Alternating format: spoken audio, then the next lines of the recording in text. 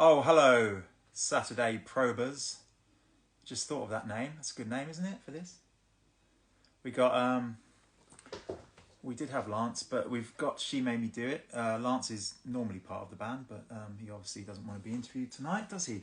And Miss Shahina Dax. Hello, hello. And we're gonna hopefully get Mr. Terry Cedar on, also known as Terry Topcat, who's going to ask us a load of questions. You're very welcome to ask us questions as well. Hello, everyone. Hello, Redbridge Community Radio. Hello, DJ Grooves. Hello, Trisha. Hello, Lolita. Hello, Sherry Ampugs. And hello, Welcome Shulpan. Hello, Scant Shahina. Hello, hello. DJ Grooves says, Redbridge Radio's eating his hamburger. That's all right. It's a bit late, though, isn't it, to eat hamburgers? But fair enough. You know. Evie Mo, hello. Violet, hello. How are you? Very well. Just waiting for Terry to log on. Loxy Woxy, hello. Palest 84. Palest 84. All right, Terry's here. So, Denise is there. Oh, hi, Denise. Yeah. So anyway, yeah. Just before we start, thanks for everyone who's streamed the single. Yes. And downloaded it and watched the video and all that, and because that's why we did it, for you to watch and download and stream, right? So thanks a lot. My hat's off. Well, I haven't got a hat on, but hello, Madam Crumpet. How are you? Hi, Giselle. All right, let's go and find Terry, because I'm sure he's ready to go. Here he is. Mr. Topcat's gonna proceed with proceedings any second. Hi, Lisa. Hi, Terry. There we go. Hi, good evening, guys. How you doing? All right. Looking dapper and glammed up for Saturday night. Especially for you, I've got my Elvis necklace on. Oh wow, that's amazing. Yeah. I like the eyeshadow. Oh, thank you. So how are you guys? I mean, I've seen Will on Saturday Probe. How are you, Shahina? I'm fine. Yes, I've got my lockdown routine. Lots of music, lots of exercise, nature, films. So yeah, it keeps me all busy and time just flies by. So I'm okay. Thank you. Good to see you. I'm good, thank you. Like you say, nature's really important. So going on walks and seeing all the parakeets and birds and absolutely. I love your hat, by the way. Is that a beret? Yes. Very cool. So it's very nice.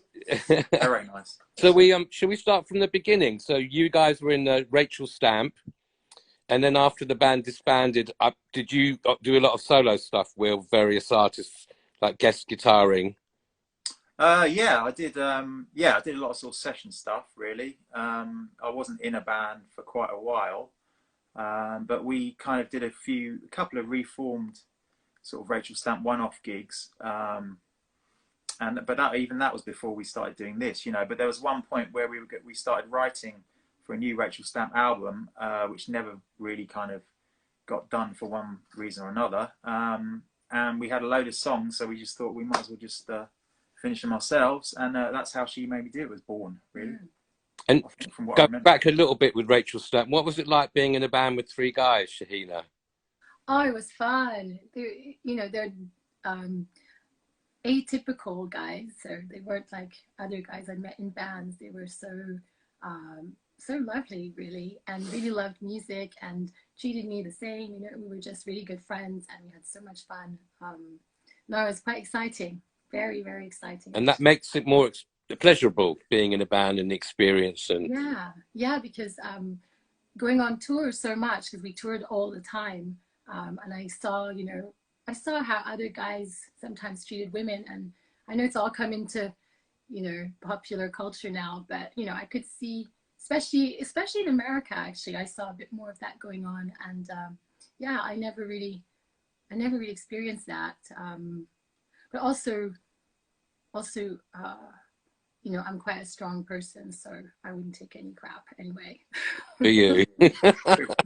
So coming back to when you first started writing songs together, was Garbo's Pool your first EP, or was that from your first writing sessions, or it took a while to you get your sound? No, what I remember is the first song that came together was Phantascopic. Yeah. I remember I remember having just a little idea of it and running home from the bus stop, actually singing it in my head, because my phone obviously just died on me as I was having this little idea. And then I presented it to Will, and then he had this idea straight away. And then it just, yeah, that was the first sort of song, I think, that came together. I can't remember writing Garbo's Pool, actually. I can't remember how that one did, but I do remember that one because it was the first one, yeah. And that's when I first heard about you, and when I first started going to see you guys perform, and sometimes you would dedicate the song to me, which really made me so happy, as well as seeing you. One, yeah. We'll do that again. And but what I noticed, you know, even from the early the forms of She Made Me Do It, you know, first of all, the sound was more electronic with Oh Boy, which was another great song, and the album was fantastic. I really admired your style. So, you know, that time you weren't playing the bass, but you know, so the videos, especially for Garbo Pool, Oh Boy, and all the earlier singles were so fantastic. And so do you do your own styling in the videos, or is it a collaborative process with the director? No, I always well, we've always just had lots of fun with clothes and makeup, especially from the Rachel Stamp. But even before that, as a teenager, I grew up wearing a school uniform and a skating dress, right? Those were my two things. I had sports clothes and I had school clothes. So as soon as I was a bit freer, I started really kind of experimenting with style and makeup, and you know, all the bands I was into really made an effort, and my friends, and you know, we made an effort before we went out. It was really a big thing, style, but to be your own, you know, to be you, as opposed to following any particular thing. So I think that's kind of stayed. And you grew up in Canada, is that right? Yeah. So which bands were you listening to with your friends? I know Will's story, you know, Will. Well, yeah. So. Well, I really liked Depeche Mode and The Cure. That was my first two, but my first concert was an AC/DC concert. So I started hanging out with the rockers at school, and they showed me all this other side of music. Yeah, didn't you sneak out of the house or something? Yeah, that was my first gig. They picked me up and I sneaked out. Through the window. Yeah, through the bedroom window. And did you get to see Depeche Mode or The Cure when you were in Canada? Well, Depeche Mode, I almost saw them. That's a long story. And The Cure, no, actually, I didn't see them. Oh, no, I saw them in Toronto, actually. That was the first time I saw them. Yeah, this a while ago. For my first gigs, you know, going out in the world. You heard them sound checking, I remember. Yeah, because I was super early and they were sound checking The Kiss. And I was just there going, oh my goodness. But then they didn't play it, did they? No, so I was lucky to hear that. Yeah, and recently, well, a few years back, they did this thing at the Royal Albert Hall, when they played Faith and 17 Seconds, my favorite albums, and I was just amazed, you know, amazing, yeah. And they still sound amazing. Yeah. Like them in Depeche Mode, maybe U2, maybe they're not so popular, but you know, there's a few bands that have been going for so long that, you know, they still make great music, and you inspire musicians like yourself. So you did Three Imaginary Boys on one of your EPs, which is great. I'll be honest with you, I like The Cure, but I don't know all of their songs, so I wasn't familiar with that song. And then I heard your version, heard the original, and obviously I love the original, but your version was great and very different. Well, I can tell you a little thing about this song is that I didn't have to relearn the lyrics. I still remembered them from when I learned them as a teenager, when I was maybe 14. You know, I love the lyrics. I love the imagery. So it's quite interesting that I remembered it. You know, it was just in my head. Because there's you know, especially with, I don't know, I think, has Anton Corbijn worked with The Cure? But I mean, he's done a lot of visual stuff with the Depeche Mode and the black and white photos, and you know, I, like I say, so seeing you when you first performed live, I think this was before Joe, maybe you might have had Roy one time on stage. It was just like kind of just you two and more of an electronic sound. And then when did you start learning to play the bass and incorporate that into your recordings? Because I mean, like, we'll come on to the new single, because I was listening to the new single. It's like, wow, this is like a live band, and it's so different to when I first saw them perform. Yeah, well, the bass sort of happened naturally. Wolf saw this bass online and he sent it to me, picture of it, and I just loved it. So they have two shops, one outside London, one in Camden. So they sent it to the Camden shop so I could go and see it and try it, and it sounded great. And I just, yeah, it felt like the right bass for me to play, and just kind of taught myself. And yeah, I've always wanted to do something else, to learn. I love learning new things, and didn't feel quite right playing keyboards and singing. And then, you know, with drums, I always loved live drums as well. So it kind of, it's hard to explain. It all just naturally fell into place. And now the bass is actually my main way of songwriting. But that was after we had Joe on drums, wasn't it? So it was kind of, I think we probably even played a few gigs where you didn't even play bass and it was just drums, I think. See, I don't even remember Yeah, I that. can't remember. Yeah. But yeah, it was a very natural thing, wasn't it? Yeah. And, you know, playing with Will and Joe, who are such amazing players, I had to learn fast and up my game fast. So, you know, I worked hard on that. Just teaching myself, just playing, just getting ideas. Yeah. But I love it now. I can't imagine not having it. Okay, Sort of question for you. to me. New bass player. Which bass players do you admire? Male and female? That's a good question. Well, I love the bass player of the Chameleons, the singer. You know, I've always loved those bass lines. I've loved the bass lines in Joy Division and in The Cure. So it's interesting because I never really thought of the individual per se. It's just what I hear, what I like. And obviously, Depeche Mode, you like the bass lines. Yeah, I love the bass lines in the Beastie Boys. I love the bass lines in Sisters of Mercy. You know, funny you should say that, because one of the songs on the EP, because we'll come to the EP in a second. So we'll talk about the video and Height of Pushing Normal, Jeff Conway. Fantastic video, and I've seen a few. Trying to read the comments, but I'm so engrossed in what you're saying. I haven't really said hello to everybody. So fantastic video, great artwork. So with the earlier videos, was it different video directors you had for the earlier singles and videos you've made? Yeah, well, the first one was with Nick. That's Panic. Right. Yeah, that was he taped our first gig actually, and we used the video footage he got of our first gig for the first video we did. And then we did a whole load with a guy called Duncan Catterall, DC videos.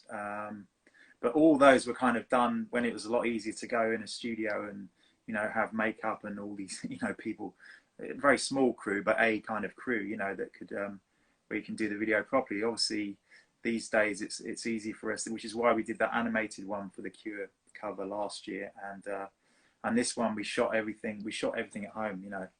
And Jeff did a great job of putting it together. Yeah. And a real collaborative process with the video director. Do you both all come together with the storylines, or the video director will come with you an idea to fit with the song? Yeah, and then the styling and all that stuff. There's a real to and fro with emails. Yeah, definitely. Tons of emails before. Yeah. And it might go off in a completely different direction. It might, you know, that we might have an idea and the director might sort of think of it more visually and see what's more practical to do as well. And it can go off on a completely other tangent, and then that inspires us to come up with more ideas. So that's really how it works. Yeah. But this one's quite, it's very it's visually great, but there's no storyline. It's a performance video. But I like that, because I'll be honest, he sent me thank you for sending me the EP, which I gave it a day. I thought, right, okay, I have to be in the right mood. Like you're saying with Shahina, you get your routine, and I just thought, okay, tomorrow's the day I'm going to listen to the single. So I put the EP on, you know, and the single came on, and I really liked it. And then when the video came out, or I saw the video, I liked the song even better. So the more I listen to the single, the more I like it. The chorus resonates more, but the visuals, and because it's it's a great video by Jeff, and it's very stylish, and it really fits with how you with your image and how you portray yourself. Well, it's good. If it enhances the song, then that's all we can hope for, really. So it did for me. Great, it did for me. So we'll go. So the single came out yesterday on download, Otherworldly, and then the EP comes out on the 6th of March. 5th of March, Friday. Yeah. So So Joe, we'll come back to Joe. So Joe's been playing live with you on the drums and the live sets and the recordings. Is he contributing to the new songs as well?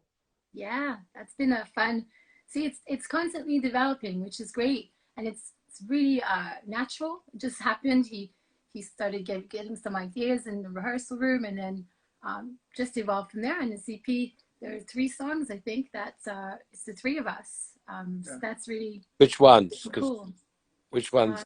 There's a song called Never Sleep that he did a load on, and which are the other 2? Confessional Day. Confessional Day, yeah, he did some stuff on that, and what's the other one? The other one was the one he did the most on, actually, and I can't remember the title. We've got the CD here. Oh yeah, we've got a CD here. Undeniable. Undeniable. I actually thought of that before I even read it, so I did remember. DJ Mark, DJ Mark from Redbridge Community Radio asked, "Where does the name come from?" She made me do. Good question. Well, that was actually the guy we were just talking about that did our first video. The guy called Nick Panic, who we've known for years, is an old friend, and he was going to do. We were really struggling to find a name. We needed a name. I think we had a gig already booked and everything. We needed a name. And nothing was really sticking. You know, we'd like it one day, and then the next day it would be like, "Oh, that's awful," or someone else would say that was awful and put us off. But Nick, he was actually at one point going to do a club called She Made Me Do It, which he never actually realised.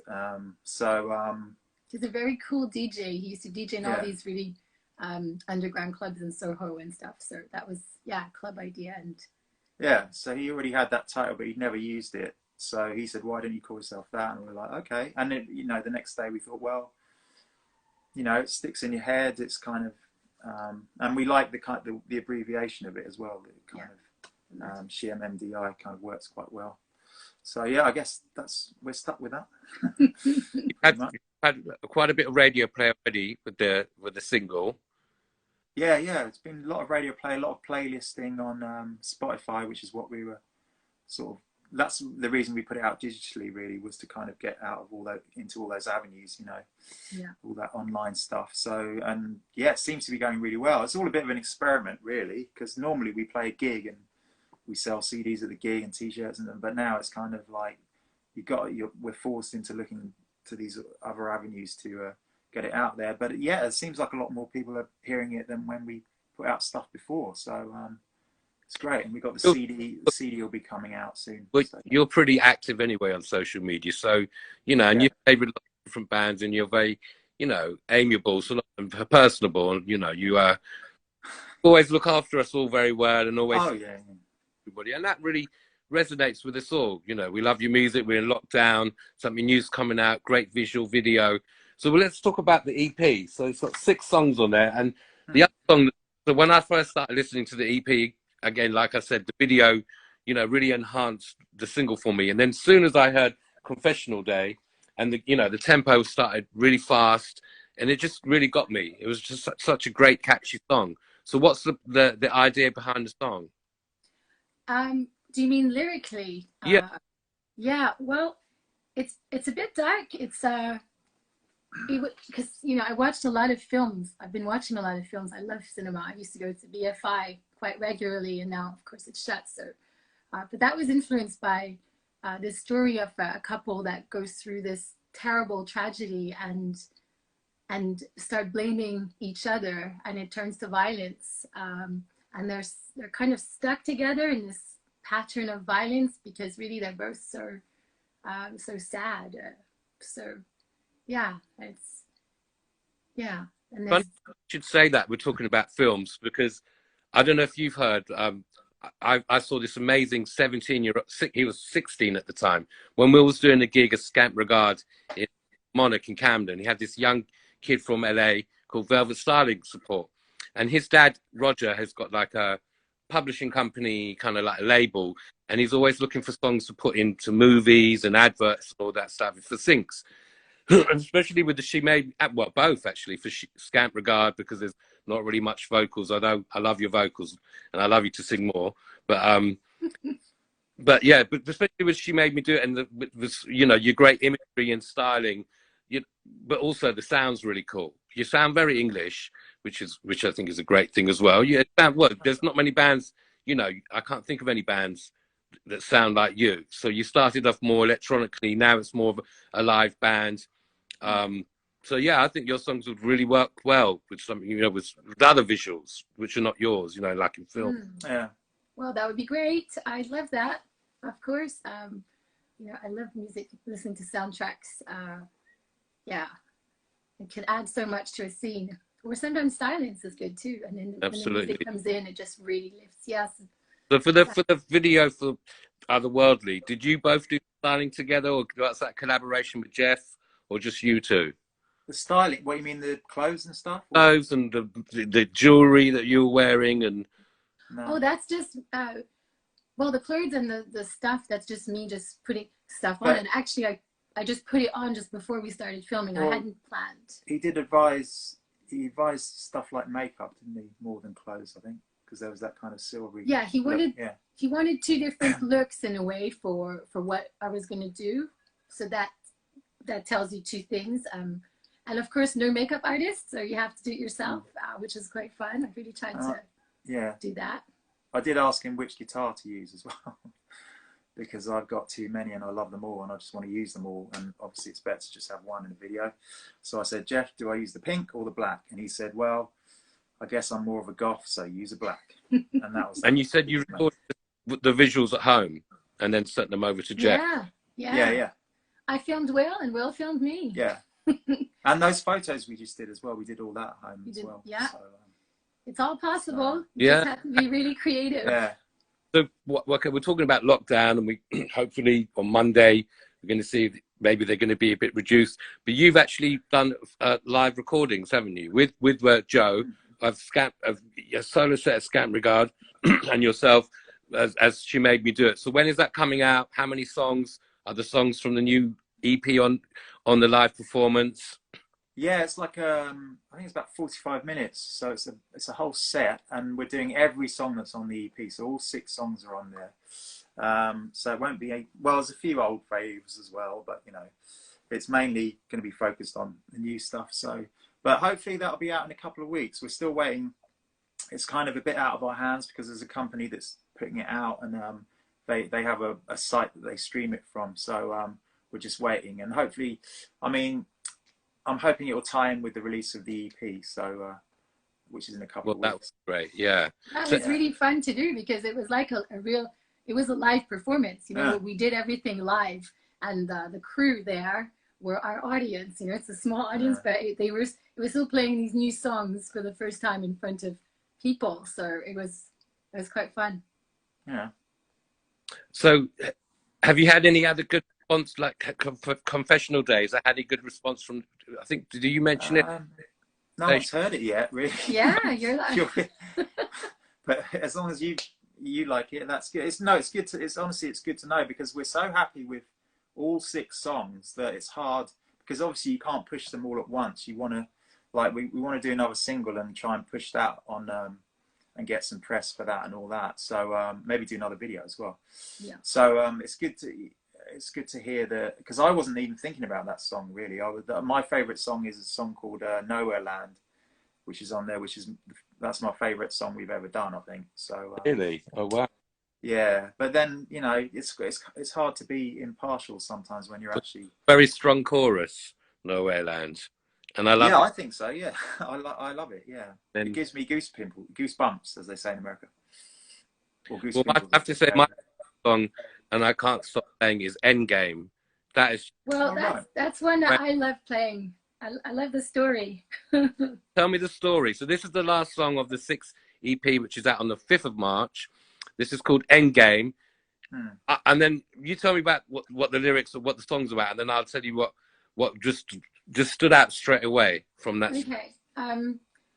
It's influenced by me watching these programs about these women that are in prison for life for things they did as teenagers, and in America. So therefore, guns were involved, and you know, teenagers mess up so much. But when there's a gun in the room, it can always go that step further. And yeah, just this idea from that, this little story about something going quite wrong. Yeah. So what did you get Okay, out of it? the bass line just stood out, and it sounded like a Billy Idol bass line. I don't. Oh, All right. It's not White Wedding. It's one of Billy Idol's big hits. It's the bass line was so similar to that, and I was just like, wow. If they're not influenced or like Billy Idol, it's got that very great 80s commercial rock, appeal, and I just love it. I think it's Yeah, yeah, it's a bit more rock, that one, yeah, isn't it? A bit more straight rock. yeah. there's But a lot of guitar solos on this EP than the last. is Oh, there? Oh, right, yeah, I suppose there is. I love the solo Yeah. you do on Endgame, actually. Yeah. That's really kind of epic. Well, Well done. Oh, thanks. Well, I think the whole EP is great. I mean, like I said, I've only had it a few days, and immediately, the Confessional Day stood out. And then when I got to Endgame, that was it. It was the end of the EP, Endgame. That's the song. And All right. I think it's a great EP, and I think you could, like you say, maybe do another single with a video. We're going to try. It's interesting because Matt Woodhams, who we've been in touch for a long time, as you know him too. Sure. He sent Will a message saying that it was a journey, that the EP was a journey, and I hadn't thought about that because I just hadn't, as a whole, I hadn't thought about all the stories linking together.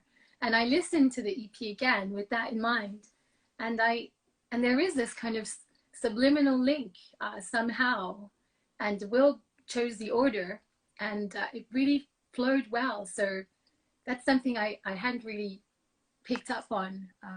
So again, well done. Well, yeah, it was all intentional, obviously. So is there going to be?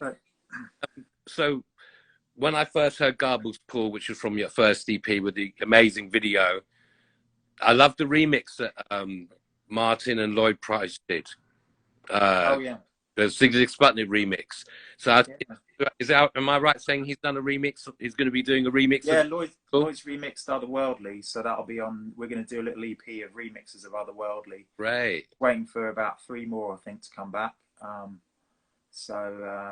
Yeah, excited about that as well. Yeah. You but enjoy that remix, that Sputnik remix, that still gets people sort of giving us feedback for that today, and that came out years ago, So even like there's some Japanese band that the girl singer, she contacted me and said, "Oh, we've been playing it and stuff," and so yeah, it's great. It's a really good mix. And it works really well for that song, It does. Yeah. Have you ever thought of doing remixes for other bands that you like? I'd love to do more. Yeah, I do. I have been doing. I did one for this girl Nova Halo, who I've had on here actually. I did that a few months. Well, actually, no, that was probably about 6 months ago now. So if there's something I like and I think I can add to it or change it in some way, I'm really up for doing that. Because when I do a remix, I literally just get the vocals. I don't even get any of the synths or drums or anything, and I just completely rebuild it. So I'm really into doing that, sort of making something new out of something that already exists. Yeah. And do you enjoy production? Because I really dig your production, because it's very varied, from the Scamp Regard stuff to the Right.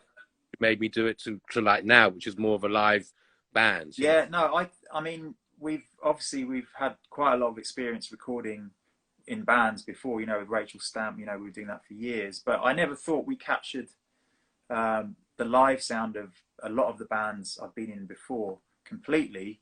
But this, I listen to it and it literally sounds like we do live, I think. And yeah, like even in rehearsal. Yeah, and I think that a lot of that is due to the fact that when we recorded the guitars, or the guitar and the drums, we did that completely live in the studio. So I think that as a basis, obviously you overdub the vocals, you overdub blah blah, but the basis of the tracks was completely live, and that kind of interplay between me and Joe really came out, I think. Yeah.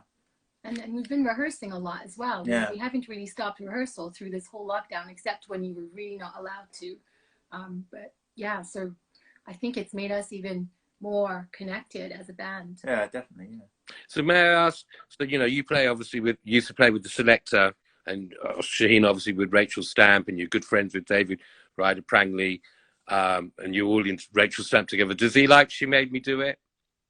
David does. Well, Yeah. he just posted the video, so I'm assuming he still likes. Yeah. No, he's been really supportive, and like he's come to see us play live right from the start, and he's heard, you know, kind of beginnings of songs or lo-fi recordings of them when he's come over in the past, you know. So we do, yeah. He even used to come to rehearsals and stuff, didn't he? And we value his opinion, of course. Yeah, definitely, yeah. And what about your Adam Ant bandmates? Do they have any of them, like Yola, I know you're good friends with, and yeah.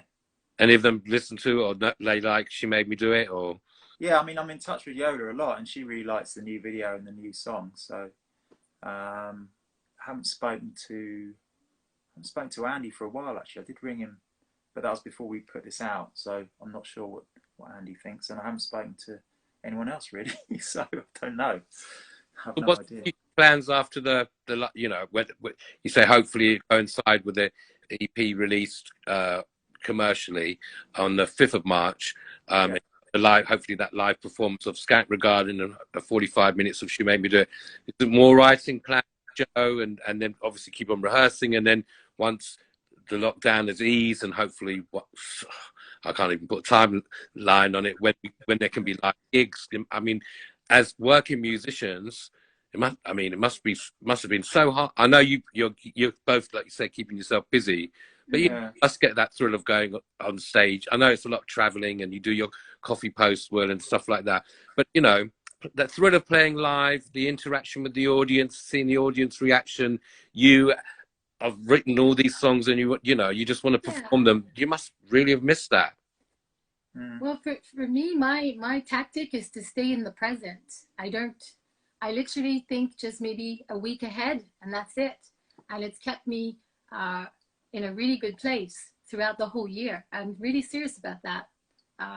You know, and exercising also, just really thinking I'm going to be the fittest ever when the world reopens. So I've been running on Hampstead Heath almost every day, and doing some yoga, and, you know, just really staying in this neutral place where you don't get anxious about the future, you don't get depressed, you just stay really stable, and you build up your strength. Yeah, because the more you think about the future, the more you're expecting, well, not expecting things to happen, the more you're willing things to happen, and sometimes it's better to just let things happen, I think, and be in the present. That's why it's not possible all the time, but I think if you have that general mentality, it really helps. Yeah, and that's why we've been productive. That's why I think we've managed to do stuff, you know, to do the photo shoots, to do videos, to do music, to write, and we're still writing. We have some new songs now. Yeah, because we're rehearsing every week. We've got a whole other EP pretty much written, so we're going to be recording that as soon as possible. Let's go back to influences. So you've mentioned Depeche Mode. I mentioned kind of like Endgame was kind of like Billie Eilish, and not Billie Eilish, but Billie Idol, the British. Billie Eilish. yeah. Billie Eilish, yeah. And you've covered The Cure, and you've covered lots of artists. So talk about established bands, you know, and we'll talk about, I've seen this new great band. So you've talked about when you were growing up in Canada. What about you, Will? Like, I know you travel a lot, and you hopefully you'll be doing it again with Adam and with your, you know, solo stuff and with the bands. Guitarist wise, who do you really admire? Well, I've always loved Brian Setzer. I think we were talking about that the other day. There's very few guitarists that I will kind of go and see because they're my favourite guitarists. You know, I do have favourite guitarists, but I think they're my favourite guitarists because of what they do within a band. You know, like I love Joe Perry, but then I think, you know, that's just because he's such a big part of Aerosmith. You know. And the same with Brian Setzer and the Stray Cats, really. And there's very few guitarists where I will just stand there and watch in awe, you know. I'm more in awe of like bands as a whole, really. So it's quite hard to just sort of single out. But I grew when I was growing up. I had a live Jimi Hendrix album that I'd never heard anything like that before or since, really. And that's stuff like that is undeniably really influential, because yeah, he was the first, and he still didn't. There's still no one that can do what he did, really. Yeah. And can we talk briefly about Adam Ant? So you Yeah, said, you can. Yeah. yeah, it's one of the first concerts you went to. Is that right?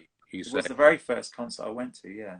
which album was it for? That King. was Prince Charming. It was the Prince Charming review, Drury Lane, and my mum took me, and it was too loud for her, so she went out and left me on my. I was only like 10 or something, and she left me there watching Adam and the Ants. But that's all right, you know. I got into it still. And did you appreciate Marco as well? Because I mean, Oh yeah, with Adam and the Ants, it was a lot focused on him and the makeup and the stripe, and yeah, you know, it didn't hinder him being a really good looking guy as well. But Marco, very integral into songwriting oh, and definitely. stars. And that was sorry, Terry, go. No, go ahead. Yeah. No, I was just going to say, Marco. I think with Marco, it was more about his sound rather than him being a technically Right. um, amazing guitar. I think a lot of the guitarists I like are like that, though. They just have a specific sound, you know. And obviously his contribution to the songwriting and, you know, the whole aesthetic of it, that he was obviously into a lot of glam bands and all that, and that really comes out in it. But basically, like, that was the first time I'd heard really heavy guitars, was when I heard the Adam and the Ants B-sides. You know, when I heard Beat My Guest, I was like, geez, you know. And even some of the album tracks, even like Don't Be Square Be There, there's like these massive riffs on it, and almost not metal, but, you know, heavy, you know, and that was really influential. And that was definitely the first time I'd heard that kind of heavy guitar, because you know, I guess there were a lot of heavy bands around before that, you know, Black Sabbath been around since the early 70s or whatever, but I never really sort of got into that. I was more into the pop side of things. But as soon as I heard that heavy guitar, it was like, this is what it's all about, you know. And that's sort of influenced all my. That's probably why I was intrigued by meeting David and Rachel Stamp, because I knew it'd be, you know, he wanted some heavy riffs, and, you know, I think we did a lot of that stuff, incorporated it. I think I do that with everything. Yeah. Have you ever met Marco? Yeah. I mean, I played. There's a video of myself and Adam and Marco and Rachel Stamp playing in Camden. Oh, okay. On YouTube. Marco was there. I'll have to check that out. Yeah. No, I mean, we were in touch quite a lot back then in the 90s, because Adam was gonna. That was the point where Adam wanted to do some stuff. He wanted to do a video with us, and so yeah. What to say? Yeah, I think that's it really. Okay. But I just want to tell everybody to go and buy the EP when it comes out on the 5th of March. It's a fantastic. Yeah, my favorite is Endgame. It might be someone else's. You know, Confessional Day is great. But like you say, it's a journey. So, you know, to start with the single edit, finishes with Endgame. It's got 6 different songs. I think, you know, the bass, you know, for someone, how long have you been learning to? Since when did you start learning to Well, play? it's been nearly I think about 2 years now. Yeah. So, but you know, I've worked, I've practiced, and it's a good, you know, it's good to play with players that are already at the top of their game, like Will and Joe. So then you are forced. Yeah, it's true. You are forced to kind of work hard and be good quickly. And it's great that we've been able to do all this rehearsing as well, because it's really solidified the whole feel of the band, really, you know. Yeah. So. No, well, actually, I've got one couple of more questions. Sorry, I just thought. Keep going. This is fun. When things kind of get back to normal, I've seen you support quite a few different like electronic sound bands, you know, when you support them at gigs and stuff. So now the sound is a bit different and it's a bit more rockier and more live. Is there any bands that you would like to either support in Europe or in the UK, other than the ones you've done before, yeah, I could Dust Floor, and I've seen you support quite a few different bands. Well, the last person we supported was Altered Images, wasn't it? Which is very different. Yeah. We hadn't supported. That was like true 80s pop, you know. But people seem to like it. Seem to like what we did, and we supported the Chameleons as well, didn't we? Yeah. Quite a couple of years ago. One of my friends said we should support Muse. And I hadn't thought of that, but I did go to see them with her. I'm not a huge fan, because most Muse fans know everything, so I knew the odd song. I realized how much electronic stuff they bring in, and and then there's this rock aspect as well. So I could see how, you know, that would be something different, something cool. But you know, open to anyone. We And love so many different genres. what's the biggest audience you've played to? You mean Well, before? with She Made Me Do It. Maybe. Yeah, we did. Well, we did the Whitby Goth Festival, didn't we? That Yeah. was probably the biggest Yeah. one because that's a big room, and it was good. Yeah, that was really good actually. But that was the first time I'd seen people that knew the lyrics and stuff, you know. And I think there's some video of that around as well somewhere. Yeah. Oh yeah, that was, I wasn't playing bass. No, exactly. Yes, Joe was playing drums and you weren't playing bass then, so we did do gigs. Yeah, that proves it. Yeah, and also you played in Poland before, because I remember. Oh, yeah. And got me that lovely poster, which I'm going to frame because I really like the imagery. I mean, coming back to your great imagery and styling. But how did you go down in Poland? It was fun. People seemed to get into it, and it was small clubs. So and people were dancing, and everyone was really nice as well. Like, all the other bands were really nice, weren't they? Yeah, and, it was a good experience. Yeah. Because I think like France would be, you know, more places in Europe, I think, would be very open to your sound. Germany, as long as this country's open to us going to to Europe, then we'll do it. We'll go. Yeah. Let's hope they find some kind of compromise. We played in Belgium just about literally a year ago. You know, right before the lockdown, and we're looking at it now, thinking will we be able to do that again? You know, if it opens up and. Couple of questions, couple of comments. DJ Groove One, hope you can come to the USA. Love to see you guys in NC, because I know you've, as Scant Regard, you've played a few gigs in LA, haven't you, Will? Yeah. Over the years, I've done quite a few. Yeah. So, but not New York. I've never played with Scant Regard in New York. I don't think I almost did once, but it didn't happen in the end. Yeah, that was it. Oh, we'll have to get onto that. We've got a bit of a New York. Yeah. That'd be great. I'd love it. A few people, so I can. But okay, and Ant Warriors Sally B says, do you prefer intimate venues or intimate gigs or larger venues? I like both. Like, I have good memories of, for instance, playing the Astoria with Rachel Stamp. That was pretty grand. That was pretty cool. Yeah. And then I remember playing the Albany, which is a small club near Great Portland Street Station, and it's small, but it was really cool and intense. And so it depends on the vibe of the night, I guess, and they can both work in different ways. You've played much bigger places though with Adam and stuff. Yeah, I can't say that. You know, I might come away from a really big gig thinking, "Wow, that was amazing," but I can remember coming away from a really small gig and feeling exactly the same way. You know. But I think with larger gigs, it kind of, if it goes really well and you get a real buzz out of it, it kind of stays with you even to the next day sometimes, you know. Whereas small gigs, it's just like a quick blast and you get adrenaline and that's it, you know. So I think I prefer larger gigs really, yeah. DJ Mark, do you have a promoter to promote? Do you have a promoter to promote your band? Or you, DIY, isn't it?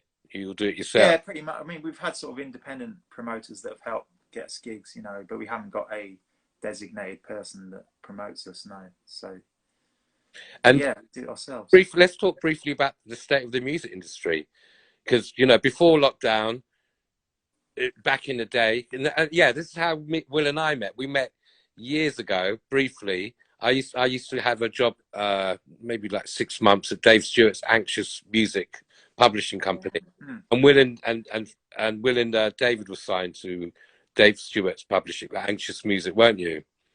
That's right. Yeah, David was actually signed to them before I even met him. His original demos for Rachel Stamp, they picked up on it. So yeah. I wonder if he's heard She Made Me Do It. Who? Dave Stewart? Yeah. I'm not sure. I don't know. I know he still works with a lot of different people, doesn't he? So yeah. He's cool to get him.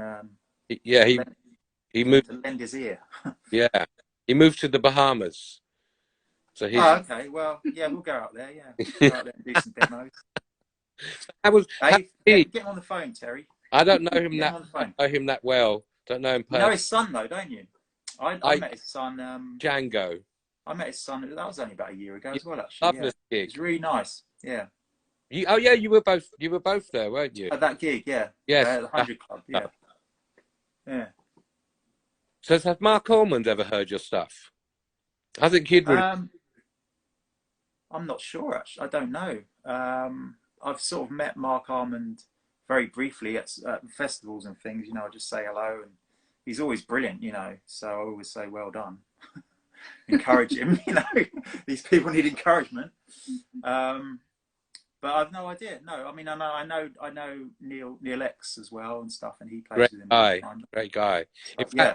talking of Neil X, and the wonderful Marco Peroni's joined. Good evening, Marco. How you doing? Um, when I went to see Shakespeare's Sister, one of the main reasons, and that's all connected with Django, because Siobhan Fahey is his mother and Dave Stewart is his dad, and he is a great guy, and he's got a couple of singles out. One's called You, which is really great. So this is the son of Dave Stewart and Siobhan Fahey. So when Shakespeare's Sister were playing, one of the main reasons I went, because I think Adam solo. I never saw Adam in the Ants. I bought that first. Prince Charming was the first music I ever bought on cassette, but I never saw them live. Only Adam solo. So when I heard, I met Marco a few times before, briefly, but when I heard that he was going to be playing guitar, and what a joy! It was amazing just to. Oh, with Shakespeare. Yeah, right. Of course. Yeah. Yeah, yeah. Oh, you guys were on tour as well with Adam, so that was kind of like weird, I suppose. That you know. Was it? Yeah, no, you're right. Yeah, that was the last tour we did, wasn't it? The Yeah. 2019, all those years ago. And that Wasn't it? links in with Neil X, because Neil X was, Yeah. I think Neil X was at the gig that I went to see Shakespeare's Sister too. And Oh, he's a cool. guy, and again, he's connected because he was Six Six Sputnik, and he Yeah. plays with Mark Orman now. He's played with Adam as well. Oh, has he? Okay. Yeah, for a little bit. He did a few TV things, I think. Yeah. So what about, Adam's done some of these 80s festivals. Yeah. You guys would be brilliant to do it. I know they're usually like bands that have had few hits and stuff, but surely they must have some new bands kind of like to open up the day at all, or They don't really. It's normally, just establish they'll that. just get a smaller they'll get Brother Beyond to open it up or something, rather than no. It's all 80s bands at these Trust things. me, you don't want to see Black Lace. It's an experience. I don't know. I like the 12-inch where it's really rude, but they probably won't play that. They won't play that at the. I haven't heard that. No, it's awful actually. But I would like to play festivals though, not necessarily the 80s ones, but just like with Rachel Stamp, we played a few, and it's such a great feeling to play outdoors. We did some festivals also in Sweden, and I don't know, seeing the sunset in the back, or I don't know, being outside. There's lots of space for the music, and it's just really fun. So, yeah. Talking of vinyl, so your last release had a beautiful 10-inch EP. Any plans to release this in the future, maybe on vinyl? Yeah, no, we were going to do that, but it's kind of, if there's no gigs to sell it at, you have to look at that kind of, you have to look at the financial stupidity of bringing something out. And I don't want to send them all off, because it's easy to send CDs off, but big 10 inches, it's a bit more of a problem fitting it through the letterbox, through the post box. So, yeah, it's but no, we've actually, I think Jeff, if he's on here, I think he's sort of designed it so that it can be in the future made into a vinyl design. So great. The artwork is so cool. It does look nice on the record. He's done all the label artwork. So when you were growing up, Shahina, in Canada, were you into vinyl? Yeah, I had some, and I brought some with me when I moved here. Had my Susie and the Banshees ones, and Oh, you like Susie? Yeah, she was probably the first female singer that I really liked, because she was so different and she seemed so powerful. I liked that. I just liked her. She was just it. Absolutely. So yeah, and I brought some Chameleons, the Joy Division. I was really into that kind of, and Sisters of Mercy. That was sort of the things I liked at that time. Yeah. Yeah. Now I listen to stuff on my computer mostly. Sadly, it's just easier. Yeah. Dad Dancer 67 says, "What about playing the GB Alternative Weekend in Skegness? Would be great to see you here on the East Coast." Yeah, when's that? That'd be nice. Skegness. Yeah, is that on the East Coast? Oh, I thought. Oh, okay. Yeah. Yeah. Okay. Yeah. Put us on. We'll be there. We'll be there. We got booked for a gig in April near Nottingham. Where is it again? Yeah. Can't remember the exact place, but we're booked for this punk festival in April, Yeah. and we did it before and it went really well. So I'm assuming he's going to do it all socially distanced and all that. Yeah, we'll see. But we'll see when we get there. So coming back to when you both were in Rachel Stamp, obviously the music industry and the setup was completely different. Like now, there's It only existed then, yeah. Well, yeah, there's only like now Yeah. probably one or two big major record companies, and then would you urge a new band to sign to a record label or just do it DIY like yourselves? Well, I'm open to big record labels because they seem to control the airwaves, and Right. you get so much exposure and you get so much, there's so many advantages. But also we know what we want.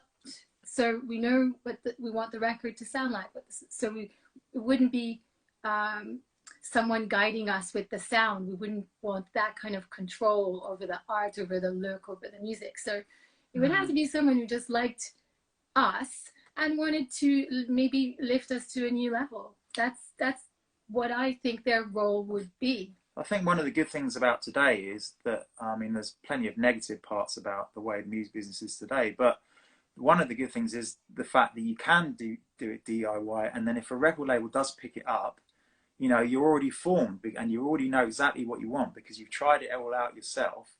Obviously, you still might get some meddling A&R people that will try and change it, but on the whole, I keep seeing, like like you were saying about Billie Eilish or whatever, she's doing exactly what she wants, but she's got this massive injection of company money, so I think it can work really well these days, to look at it positively. And that social media obviously didn't have such a great presence then. Yeah. The joke is that a lot of record companies are trying to make it look like the people are doing it DIY anyway, and they're not really. They're probably they wouldn't have time to do it because a lot of these people are very busy. So. But what's different too is that social media is so important for bands now. But for instance, I'm not on Facebook. I've never been on Facebook. I have a Twitter account, but it's mostly for all the animal rights things that I'm into and new politics or all kinds of things that I'm interested in, human rights, environmental things. So and also I get news from people I follow, like music and other things. But I don't like to this is what I'm having for breakfast. There you go. Or I'm a bit more private in that sense, But the stupid thing is, if we did get picked up by a major, they would probably say, "No, you need to do this. You have to do this. You have to film yourself on the toilet." It's kind of. And all the bikini pictures and all the things on Instagram. I find it. Oh, I'm not doing them. I had to restrain him. I won't. I won't do it. I won't do it for anyone. No, but it's just not my style. It's never been, even in Rachel Stamp. I really took a step back from, two things happened when I was in Rachel Stamp. A person pretended to be me writing a live journal while we were on tour. So for a long time. And then I had to write to a live journal and tell them it's not me. And anyway. And that was like before the early days of the internet, wasn't it? And also someone else pretended to be me using my picture. Trying to date someone in a band in Sweden, so that caused all kind of. There was someone writing a whole blog about like how Shahina would. It was like you speaking, but it wasn't you, and it was saying, "I went and met up with Robin. I went and met up with David," and all this. And it was like, what? Yeah, so kind of freaked me out a bit, and I think maybe that's why I'm a bit more.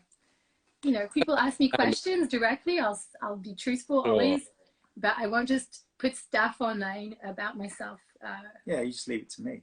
Yeah, he's good at that. But I'll tell you a true story about Velvet Starlings, right? So I'm trying to help the dad, who's Roger, who's he's obviously got his connections in LA and beginning to in the UK, and he's just turned 17, and like yourself, he's been really busy in lockdown.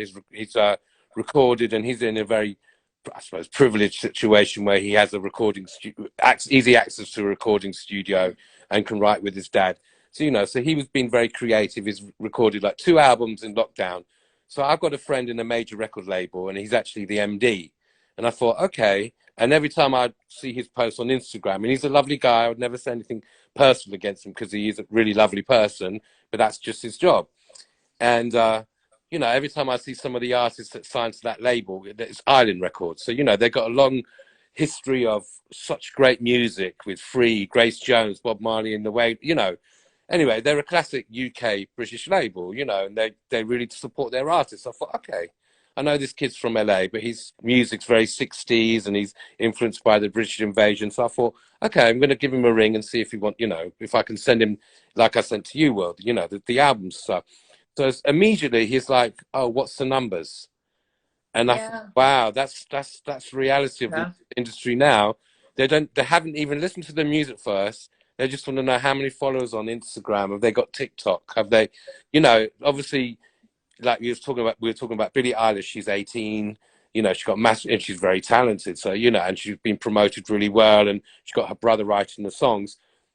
But, I'm thinking if this 17-year-old guy, so anyway, so then he said, oh, I'll send it to the A&R people. And I thought, okay, well, that's nothing personal against me and nothing personal against him. That's his job. He has to give, even though he's the MD, he has the power to sign them. He went to the A&R person and he said, yeah, I'll get an answer. And they come back saying, well, that's what I said about the numbers. Oh, did she listen to the music? Yes. I was like, wow. And I just thought, wow. Oh, she did listen to the music or not? She did. She did. Yeah. And it still was, well, the numbers are the most important thing rather than the music. And I thought, so they were into the music, but they didn't say they were into the music, but they were. Right. And I was just like, so that's the reality of it. So you have to be like a reality star or some kind of like some. That's how it is. A 2-minute wonder of fame, and then you get a record deal, or you go on one of these reality shows. I suppose, yeah. But then you could look at it the other way, like maybe they're just making excuses. Maybe they haven't got the power that they seem to have. Maybe they're just kind of. But because that's a very that's an easy get out clause, isn't it? Easy get out to say, oh well, if they're not popular, then I'm not interested. And the interview positively. He's over 17. I think he's got a great future in the music, in the music that he does. Yeah. Whether it be, I need to get him on here. I should get him on here. Yeah, you should do. Yeah. And the same with you guys. You're doing your own thing. You got got credible.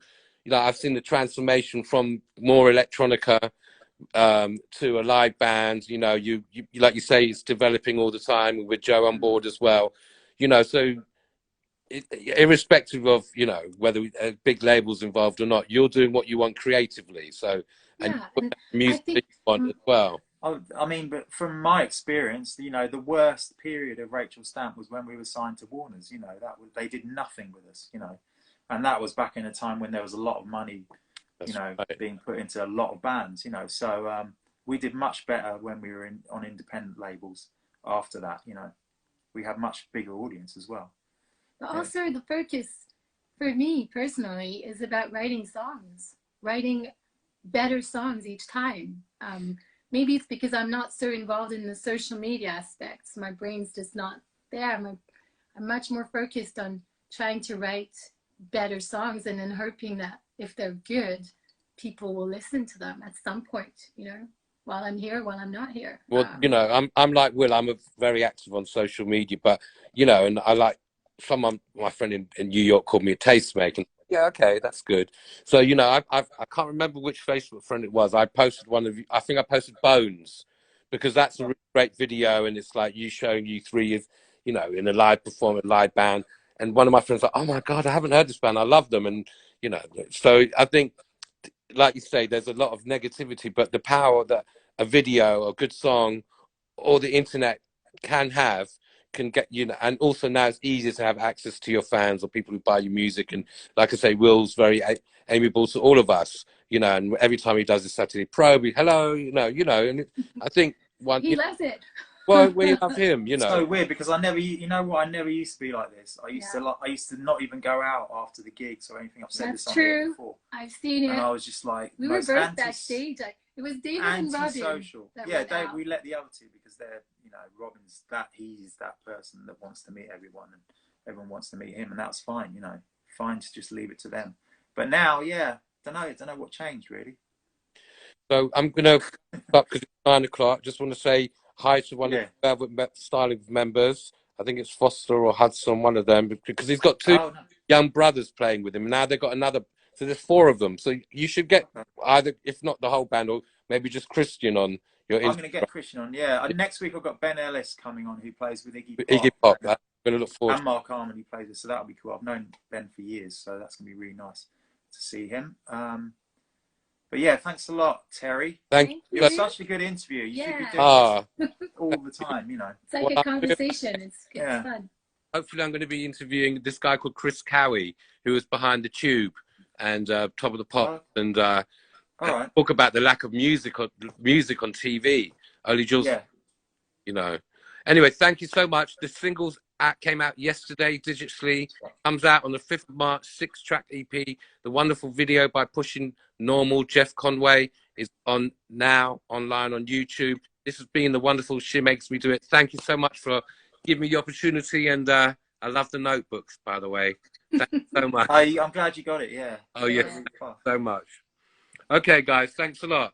Thanks, Terry. Thanks, everyone. Thanks, everyone that's listened to the song and has liked it. I'll be like spamming all the other songs this week and in coming weeks because they're coming out soon. So thanks for watching. Take care, everyone. Cheers, Terry. You take care. See you later. Bye.